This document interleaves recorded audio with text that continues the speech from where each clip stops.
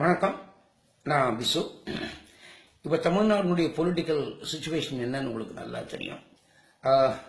Mister Panneerselvam இப்பொழுது governor மாளிகை நோக்கி போயிட்டு இருக்கிறாரு. அவருக்கு 5 மணிக்கு அப்பாயின்மெண்ட். 5ங்கிறது எதுக்கு சொல்லுவோம்? பஞ்சபூதங்களுக்கு சொல்லுவோம், இல்ல பஞ்ச பாண்டவர்களுக்கு சொல்லுவோம். இதெல்லாம் பாசிட்டிவ் சைடு. சசிகலா அம்மாவுக்கு 7:30 மணிக்கு அப்பாயின்மெண்ட் கொடுத்துருக்காங்க. 7:30ங்கிறது எதுக்கு சொல்லுவோம்னு உங்களுக்கு நல்லா தெரியும். என்னடா இப்படி சொல்றேன்னு நினைக்காதீங்க.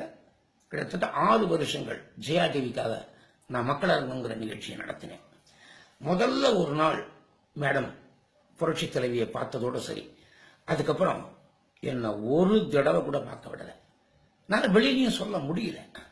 மிஸ்டர் பன்னீர்செல்வம் எவ்வளவு கஷ்டப்பட்டாரோ இப்போ அதே கஷ்டம் தான் எனக்கு. பார்க்கவே முடியல. இத்தனைக்கும் பப்ளிக்கை வச்சுட்டு நான் ஷோ நடத்திட்டு இருந்தேன். அப்ப என்ன நடக்குது ஏது நடக்குது நான் போய் சொல்லணும் இல்லையா? அதை சொல்லவே முடியல. யாரோ வந்தாங்க, என்னெல்லாமோ இன்ஸ்ட்ரக்ஷன்ஸ் கொடுத்தாங்க. ஒரு ஆள் கொடுக்கறது அடுத்த ஆள் மாத்தி சொல்லுவான். இப்படித்தான் ஒரு யாரோ ஒரு குடும்பமா என்ன எனக்கு ஒண்ணுமே புரியல. இது கூட நடக்குமா நீங்க யோசிக்கலாம். யோசனை பண்ணி பாருங்க.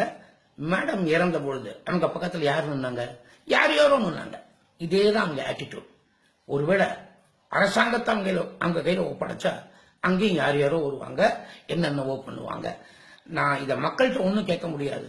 இந்த மக்கள் கையெழுத்து 135 பேர்கிட்ட இருக்கு. அவங்கள்ட்ட கையெடுத்து கும்பிட்டு கேட்டுக்கிறேன், எங்க வாழ்க்கை உங்ககிட்ட இருக்கு. Please support mister OPS and definitely not Sasikala. நன்றி.